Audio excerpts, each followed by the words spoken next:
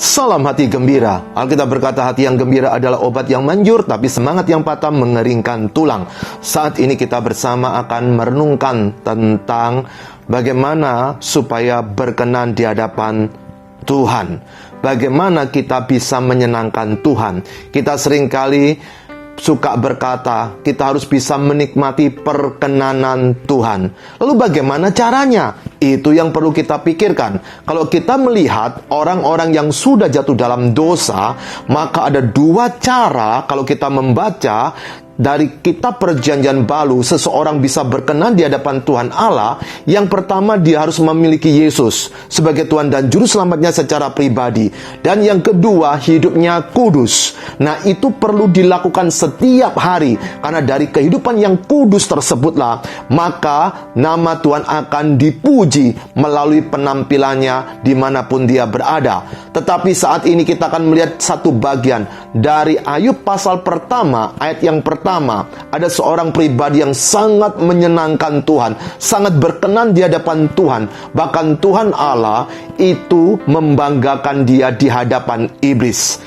Ayub pertama, ayat yang pertama berkata sebagai berikut. Ada seorang laki-laki di tanah Uz bernama Ayub. Orang itu saleh dan jujur.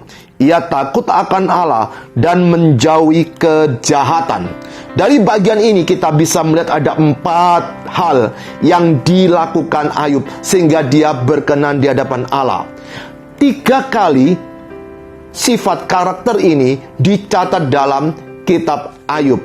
Yang pertama oleh narator atau penulis kitab Ayub ini, dan 2 kali Tuhan sendiri memujinya di hadapan iblis. Yang pertama, bagaimana supaya kita bisa berkenan di hadapan Tuhan Allah? Yaitu harus saleh. Apa itu saleh? Bahkan dalam satu terjemahan artinya perfect, sempurna. Itu sedang menandakan orang itu betul-betul lebih daripada seorang yang baik di hadapan Tuhan. Bukan cuma perbuatan, tetapi hatinya. Ini penampilannya betul-betul di mata Tuhan, seseorang yang bisa dibanggakan. Yang kedua, dia seorang jujur, lurus. Tidak gampang dia belok kiri atau belok kanan karena ada tawaran-tawaran, tetapi dia tahu sekali apa yang menyenangkan Tuhan, maka di situ dia terus lakukan supaya Tuhan dipermuliakan. Jujur bukan cuma dalam perbuatan, tetapi hatinya, motivasinya juga jujur. Yang ketiga, takut akan Allah. Dia adalah seorang yang berakal budi. Dia tahu siapakah Tuhan. Takut di sini bukan cuma takut kepada satu kuasa kegelapan, tetapi dia takut, dia hormat. Dia punya akal budi.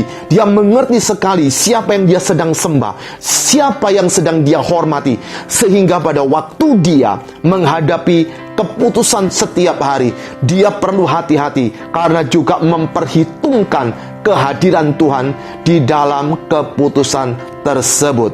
Dan yang keempat adalah menjauhkan diri dari kejahatan. Saudara yang dikasihi Tuhan, ini Ayub bukan cuma bicara berbuat jahat, tapi berjuang untuk menjauhkan diri dari kejahatan. Ketika ada orang menjelekkan orang, jangan kumpul sama orang tersebut. Jangan ikut-ikutan, apalagi kalau kita melakukannya. Pada waktu dia menjauhkan diri dari kejahatan, itu sedang menunjukkan dia punya keputusan, punya komitmen, tidak mau hidup di dalam dosa.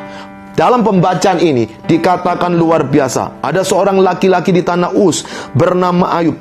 Orang itu saleh dan jujur. Ia takut akan Allah dan menjauhi kejahatan. Hal ini sedang menjelaskan pribadi tersebut betul-betul mempesona Tuhan sehingga layak dicatat di dalam Alkitab. Maukah kita hidup ini berkenan di hadapan Tuhan? Ingat, yang pertama, hiduplah saleh. Yang kedua, jujur. Yang ketiga, takut akan Allah. Dan yang keempat, menjauhi kejahatan. Salam hati gembira.